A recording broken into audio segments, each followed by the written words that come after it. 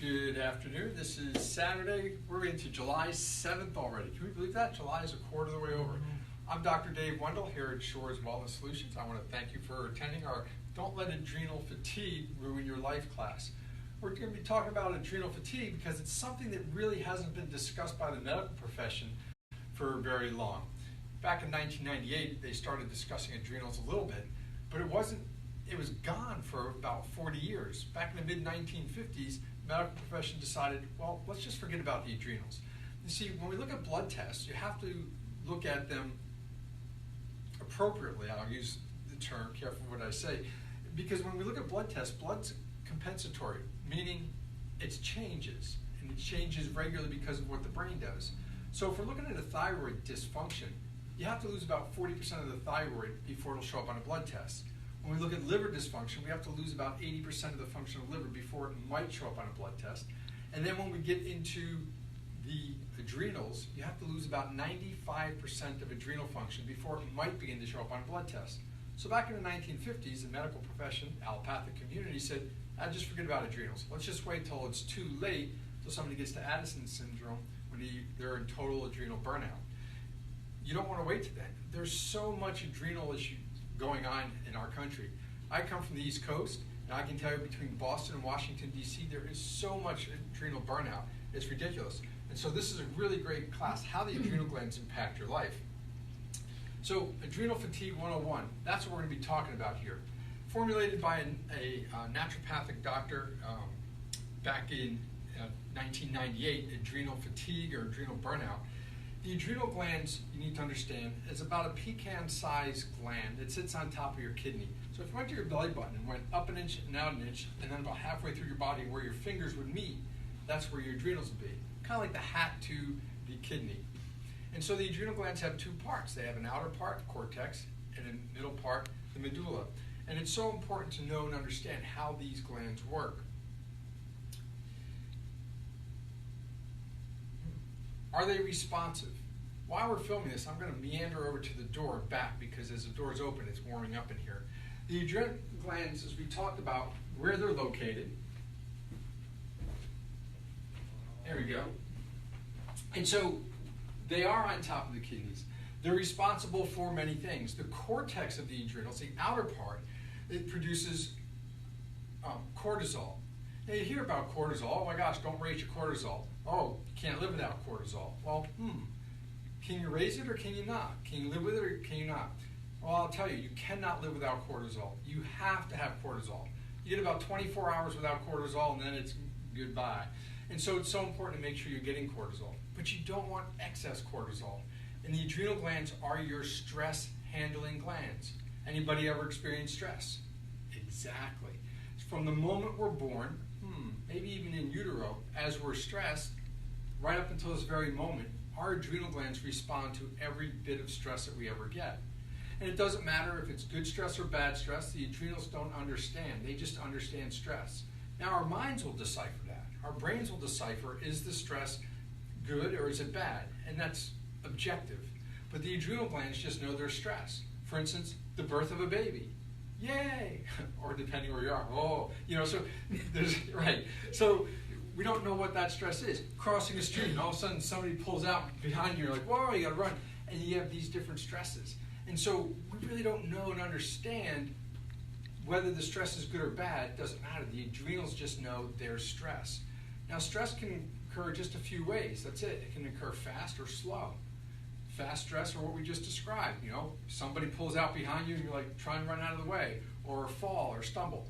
Those are fast, or someone shouts at you, hey! Those are fast adrenal stresses.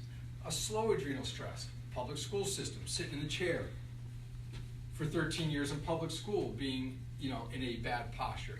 A slow stress is repetitive motion on a job or a career for many, many years.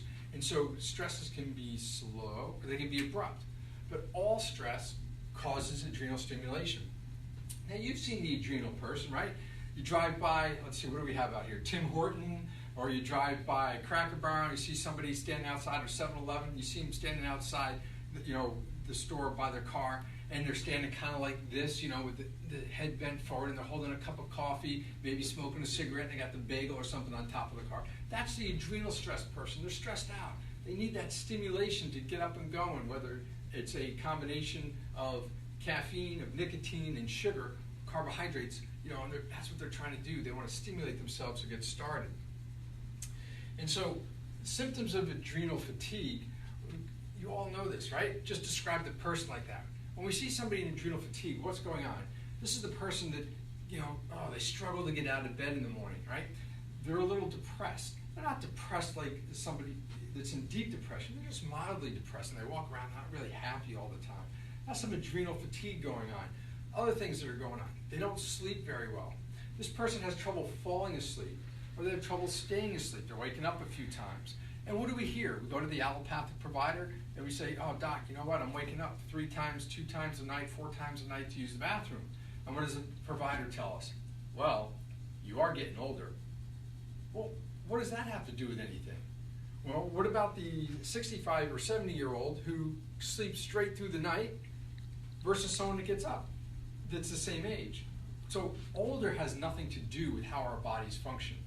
Really, we may slow down a little bit as we get older, but being older is not a diagnosis.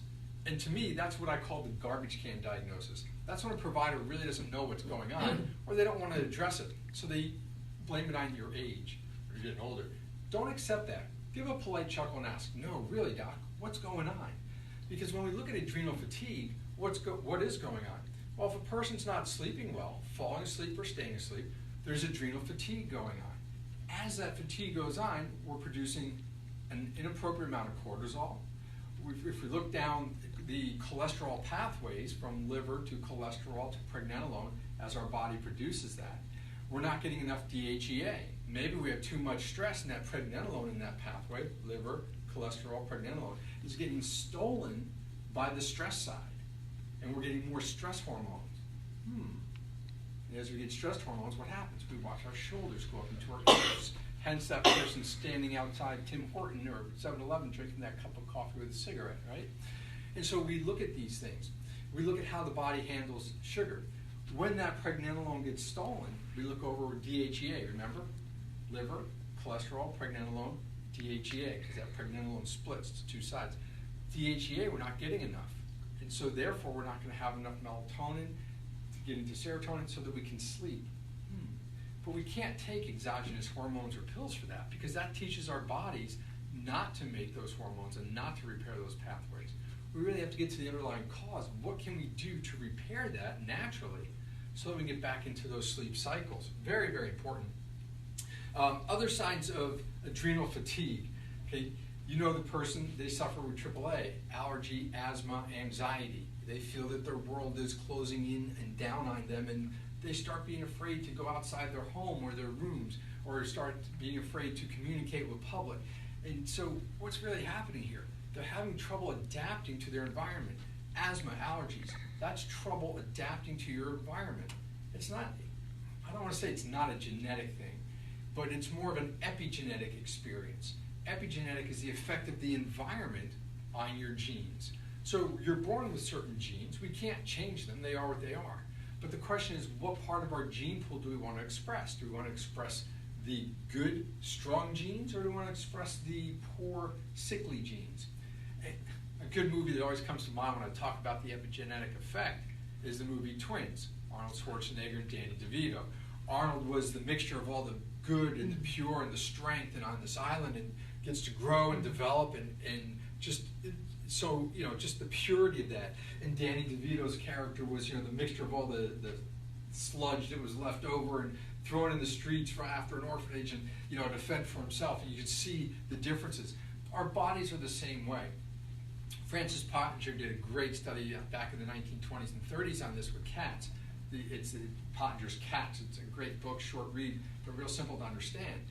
If we're in a good environment epigenetically, if we have a good lifestyle that's conducive to our bodies, the proper exercise, the right food source, we're getting the right amount of sleep, mentally we're doing the right things for our bodies and taking care of our spines and nervous system, we're going to have a strong, healthy, functioning body. But if we start to skip on our sleep and then do the incorrect or no exercise and become couch potatoes, and we start to eat the foods of commerce, you know, I call it white trash, you know, bread, pasta, cereal, biscuits, muffins, pancakes, waffles, donuts, bagels, cookies, cakes, candies, roti, naan, all that stuff. As we eat that stuff, our bodies will break down. You know, are we getting the good, wholesome stuff into our heads, or are we watching, you know, things that really are twisted? What kind of conversations are we having? You know, I can remember years ago being in a friend's house, and there's a bunch of us around an island in the kitchen, and we're having conversations. And we start talking about work. And as we're talking about work, the other people around the island, they start talking about all the negative things going on at work. And I saw within about 10 minutes, I'm actually sitting at the other end of the island, leaning away from the conversation, and I recognized what I was doing. I said, whoa, that's how toxic that conversation was. I love what I do. I love going to work, seeing people, finding out about people, helping them restore their health and their life, and changing their lives naturally, getting them back to where they want to be so they can live life to the fullest. I meandered back over to the table and said, hey, let's go play a game. Change conversation. I can't take that anymore. Other signs of adrenal fatigue that are setting in. We look at mineral imbalances and oxygen depletion. You say, well, how the heck do we know we have oxygen depletion? Well, it's simple. You walk up a flight of stairs, maybe halfway, and when you get halfway to the top, you stop for a second and go, catch my breath, and keep going. That's an oxygen issue. That's adrenal fatigue. Or when you're taking your clothes off at night, you take your socks off and you see every fiber of the sock embedded into your ankle, you know, or the elastic band from your undergarments or whatever else is it that you're wearing. You know, you see all that imprint. That's a mineral imbalance. We're not getting enough salt. Don't go out and buy Morton's table salt. That stuff is poison. It is toxic, and the medical profession's right. It causes heart disease and high blood pressure. That's sodium chloride. Oh, but it's iodized. The iodine from Morton's table salt will run through your system in about 24 hours, and it pulls other things out with it, so it makes you more mineral deplete. And so, right, that's poison. But real salt is not dangerous to our bodies. Real salt will not give us high blood pressure and heart disease. That would be a good Celtic sea salt. So when you look at the Celtic sea salt, you know it's real because it'll have a gray hue. If you buy sea salt that's pure white, it's been washed and it's missing things. The other is a good pink Himalayan salt. And when you look at those, you'll always see a little gray hue. Those two things, the Celtic sea salt and the Himalayan salt, have about 83 to 87 different minerals all naturally combined in there, perfect ratio. You can make it snow on your food and it won't raise your blood pressure or give you heart disease. It'll actually help restore blood pressure, restore mineral balance into your body and let you work, let you perform better. How do you know? Do that for a couple weeks, and then as you take your socks off, watch that imprint around your ankle will disappear as minerals balance. Other things, understand with sleep, I know I mentioned it a few moments ago, here's where adrenals are important. The adrenal glands are really responsive in our sleep cycles. We have 4 sleep cycles a night. The first one's the most important. Got to talk about that if it's the most important. So 4 sleep cycles that last 90 minutes apiece. So how many hours should we sleep? People go, oh, 90 minutes times 4, that's 6 hours. Great, you're almost there. You really need 7 hours minimum or longer because it's about a half hour to settle down and get into that first sleep cycle. And once you're in there, get the 90 minutes, and then at the end of the night, another half hour to come out. Now, there may be a little time between them. You might need a little more time to recover before get into it and recover. So really you should plan for no less than 7, preferably more 8 hours, excuse me, of sleep time. Now let's get back to that first sleep cycle. Here's my question for everybody here and for those that are watching. What time do you fall asleep on the couch at night? Is it 8:30, 8:45, 9:30? That's the time your first sleep cycle started. So we were discussing a little while ago about trains. If I go to the train station to catch the 4:12 train and I show up at 4:15 or 4:20, are they waiting for me? I pre-purchased a ticket. Are they going to wait? No, of course not. 4:12, boom, train's there, doors open, doors closed, they're out of there. They got to stay on schedule. Your sleep cycles are the same way. If you're falling asleep on the couch at 9 o'clock at night, that's the time you need to be up in bed at night because that's when your sleep cycle starts. So if you push yourself to stay up till 10 or 11 and your cycle's at 9 o'clock, you've missed your first cycle. Now you go into bed, you're catching maybe that second cycle, third, and fourth, and you're waking up tired and groggy in the morning. You're not well rested. You need to get to bed during that first sleep cycle. It's so important. And so when we look at these different symptoms of adrenal fatigue, it starts to make sense. People who are adrenal fatigued are going to crave two things. What do you think they're going to crave? Obviously salts, right? Because we're deficient in the minerals. The problem is they're going to be looking at salty foods like potato chips and pretzels and sea salt or whatever, anything that's salty. Why? Popcorn, because they want the salt, the minerals, but that's not going to correct it. You really need to get some good salt, and like I said, let it snow on your food. It'll really help with the healing. The other thing they're going to crave is chocolate.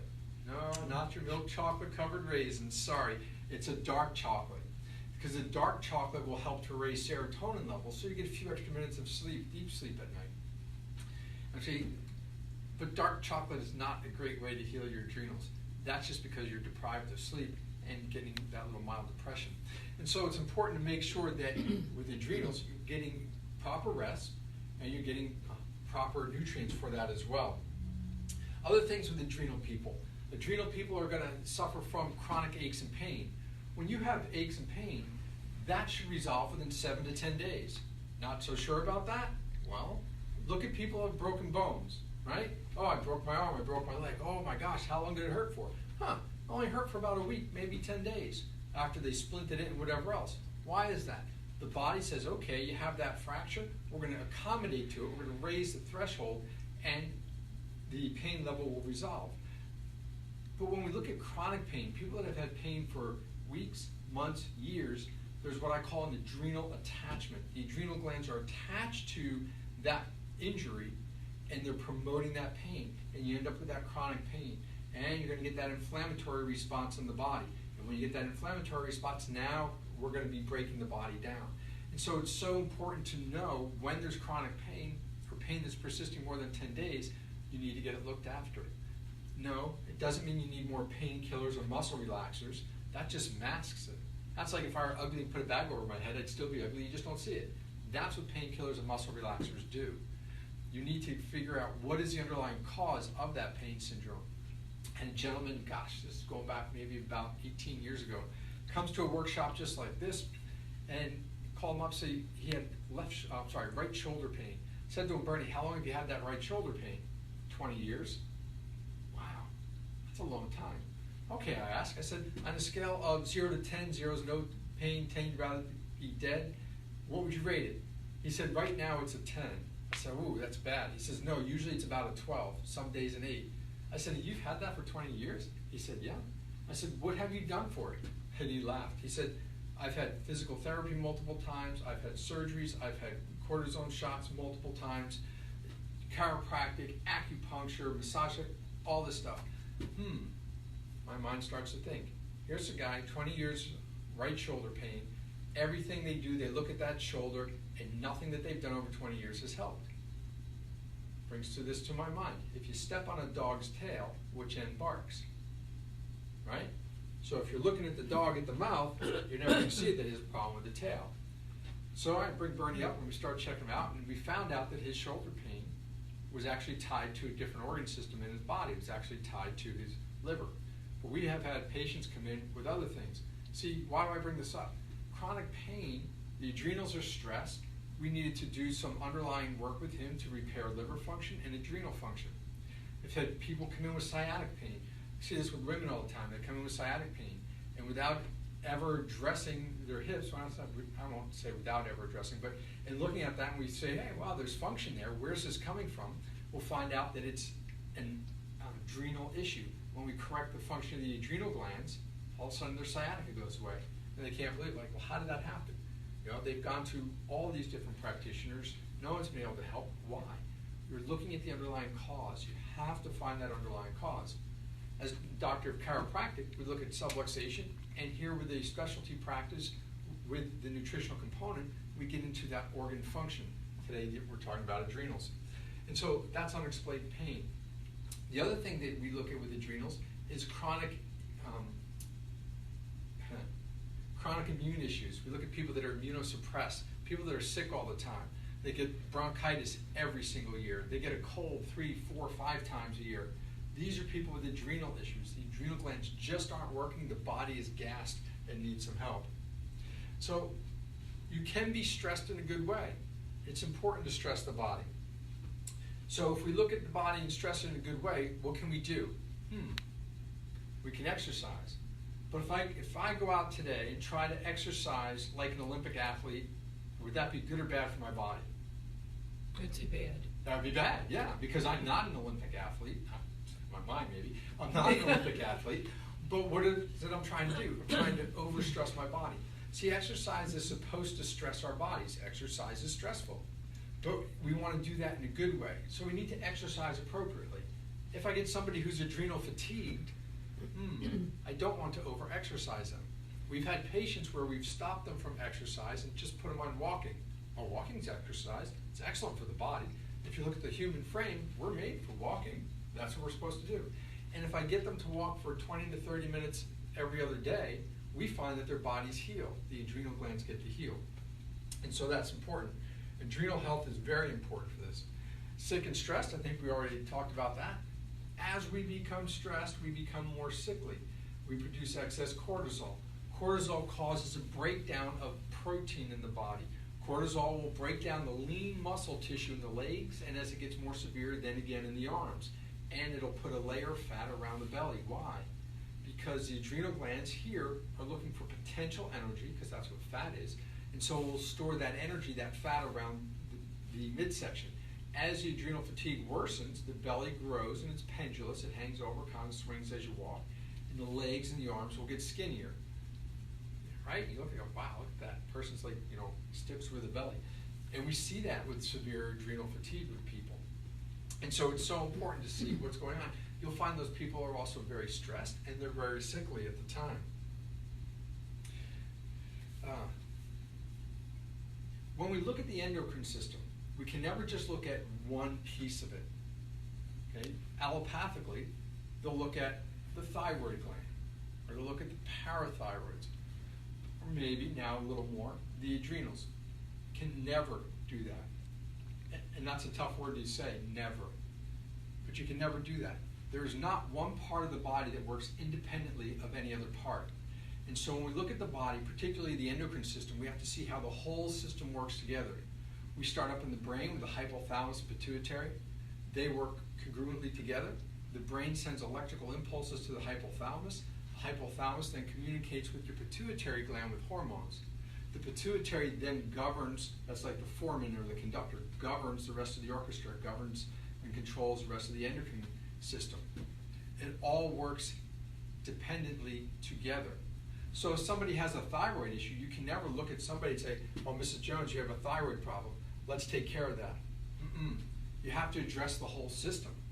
How is that thyroid affected? By liver function. Because if the liver is dysfunctional, thyroid hormone can't get converted, so it may show up as a thyroid problem, but it's truly a liver issue. And if you correct the function of the liver, guess what? The thyroid goes back working properly again, which it always did. It just didn't show up because it was struggling because of liver. When we look at adrenal dysfunction and excess cortisol, the cortisol will cause liver dysfunction because the liver can't keep up with that cortisol to render it non-toxic and filter it out. That's why we get the destruction along in the body, the breakdown of the muscle tissue. And so as that's happening, we're going to end up with some thyroid function. So there's a direct connection from adrenal thyroid. They're both responsible for our metabolism, for how our bodies function. When we lay down, we're in a we're in a parasympathetic, a resting state. When we're in a resting state, the thyroid's going to be more active. When I stand somebody up, the adrenals are going to be more active.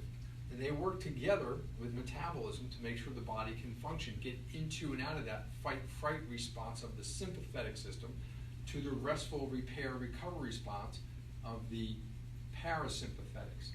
Okay, so always think of parachute, glide, gentle, rest. Sympathetic, that's about moving. And so when we look at thyroid function and the adrenal connection, we always have to make sure the adrenal glands work. Many times patients come into our office with thyroid issues and they've had it for years and they've been put on Synthroid, and over time the Synthroid dose goes up and up and up. Well, why? Well, we know Synthroid contains bromide. Bromide kicks iodine out of the body, and as you get rid of the iodine, you have to give more bromide to fill in those receptors. What if we just gave more iodine, like docs used to do 50 years ago, and actually cure the person, right? And so when we look at the impact that's going on with the adrenals and the thyroid connection, we have to make sure that we're getting strong adrenal function, not just check out the thyroid and give drugs for the thyroid. Very, very important with that.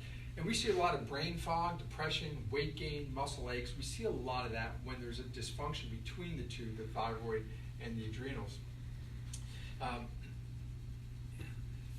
Thyroid dysfunction has been in such an uprise, particularly since we've come up with drugs that cover up or suppress thyroid dysfunction. You know, when we go back 50 years ago, they used to give 1,000, 2,000 milligrams of iodine to people that had hypothyroidism. And they'd give 1,000 to 2,000 milligrams of iodine to people who had hyperthyroidism. That worked slow, that worked fast, and about the same treatment. And the doctors would give that to those patients until they were cured, until the thyroid issue resolved. There we go, use that word, resolved. Then they came out with Synthroid, and they said, wow, we can give them Synthroid for the rest of their life and actually make money on this, rather than give them the iodine. Let's just do that.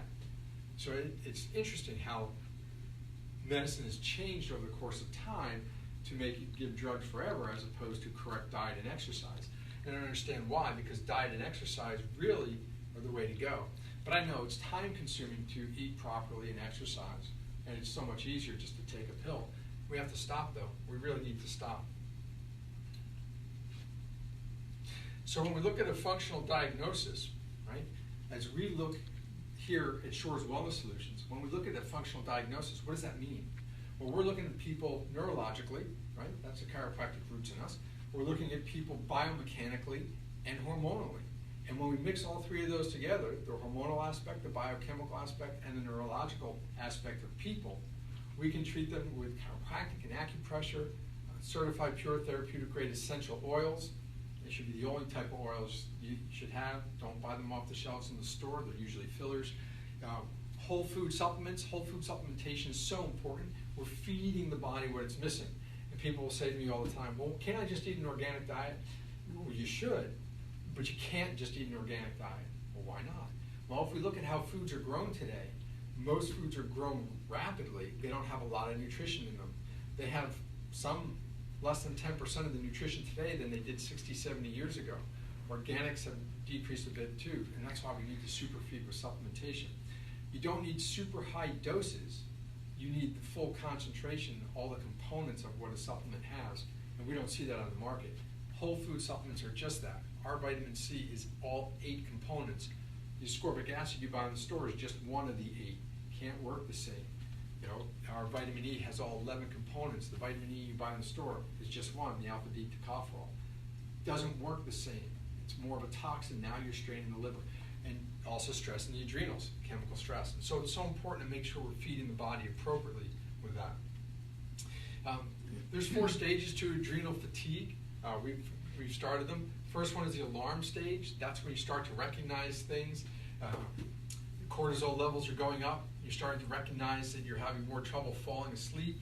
You're starting to see that your body is stressed on a chronic level. We have the resistive response. That's stage number 2, right? You first demand for cortisol. Not a good thing.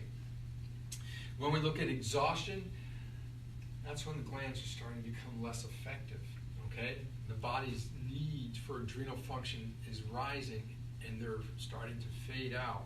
Stage 3, the body recognizes decline. Energy level is going down. Now we're starting to get into survival mode. You know, I have to just get out of bed. I have to just get through work. And we're going to see, you know, more brain fog as this continues, as this works through. We're going to see longer time for recovery with different signs and symptoms people have. Exercise tolerance has decreased significantly. That's why when patients come in with adrenal issues, what do? Stop all exercise for 2 weeks. Let's get back to walking after that. Okay, so it's so important. In stage 4, we do see this, and that's when we get into adrenal fatigue.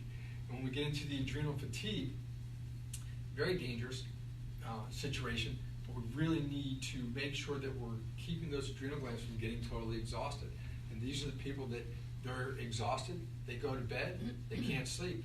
They might fall asleep for a half hour or more, but within an hour they're up, and they're up all night laying there just wondering, if I go to sleep now, I get 4 hours of sleep. If I go to sleep now, I'm going to miss work. And they just don't sleep, and they're exhausted all the time. Okay? These are the ones that have all that sudden low back pain and fatigue, abdominal pain, digestive issues are going on. They have severe dehydration because the minerals are so imbalanced. And so they have all these things going on, but they don't know how to get out of that situation. Medically, they're going to just give you stuff to cover it up. Allopathically, just take this, cover up your symptoms, you feel great. You can't do that. Got to get to the underlying cause. We have to start to refeed the adrenals. We have to really caress them and take care of them so that they can start to rebuild themselves. And you really have to alter and change the lifestyle, because it can be, and usually is, life-threatening when we get to that point. So the adrenal solution, right? Paint this picture about this adrenal fatigue and what's going on and what's happening. What's the solution? The solution is simple. It's about lifestyle change. It's about changing your habits, starting to go to bed at the right time. When? Well, I fall asleep at 9:30 on the couch. Great. 9:30, you got to be up in bed. Start getting to bed earlier. Start getting the adrenals so that they can settle down. And it might take a couple weeks before they settle down and you fall asleep without sitting in the easy chair. And after a few weeks, you'll get into that great sleep pattern. It's about changing your diet, getting rid of the stimulants of caffeine, of alcohol, of tobacco if you use that, of carbohydrates and sweeteners, just getting rid of them. And if you struggle with that, great. We'll work with you one at a time and start reducing those and getting rid of them so that the adrenal glands can rebuild. It's about getting salts and fats back into the system, a lot of vegetables, good proteins. And so we really want to get those back in there. It's about starting to do the correct exercise at the correct time. It's about having good conversations and good mental health and doing these things so that your body can start to rebuild. And of course, it's important to make sure that you're getting your spine checked. If you don't want to have chiropractic here at Shores Wellness Solutions, great. Go to your chiropractor. Just make sure they adjust T9 right below your scapula there, because the nerves that come out of T9 are the ones that innervate your adrenals. So important to make sure. And so we need to make these changes and get adequate hydration so that we can start to rebuild you from that adrenal fatigue or exhaustion. It's incredible when you get that back, when you get your life back, when you unlock your full potential and start living life to the fullest. It's just really a wonderful thing to do. Went over diet already, so that's fine. You have to get rid of the vegetable oils. You have to get rid of all the sweeteners, real and artificial. You have to get rid of the processed grains, and in the short term, you might have to get rid of all the grains, even the natural organic ones, just to give the body a chance to heal and get out of that sugar burning. Okay, blood sugars are really important. Most people, when they wake up at night, they don't or have trouble going to sleep, they don't realize that's a blood sugar issue. You fall asleep at night, right? An hour, 2 hours later, you're waking up every other hour. That's a sugar handling issue. Adrenal glands are so responsible for sugar handling. In the body, there are 3 organs that are responsible for balancing blood sugars. Everyone knows the pancreas. You can probably figure out the liver, the third of the adrenals. And if those 3 organs don't work well together, you're going to have sugar handling issues. These are the people that, what do they call it, hangry before a meal, when they start to get hungry and angry, because the blood sugar falls. We all know somebody like that, right? These are the people that get fatigued easily, mood swings and changes, the sleeping issues that we recommend, that we talk about, the lack of motivation. These are sugar handling issues that need to be resolved. How? Got to start supporting the adrenal glands, very important. But remember, not one organ or gland is sole by itself. You have to look at the whole system. But these are the ones that will need that adrenal support. You have to address the deficiencies. Where are they?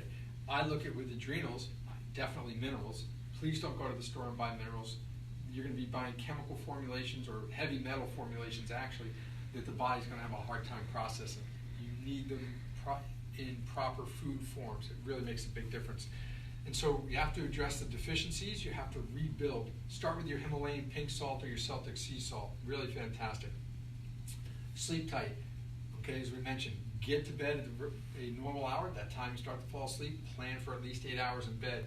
Manage your stress. Go walking. Take some gentle yoga if you want to. Just get your body to relax. Get the stress out.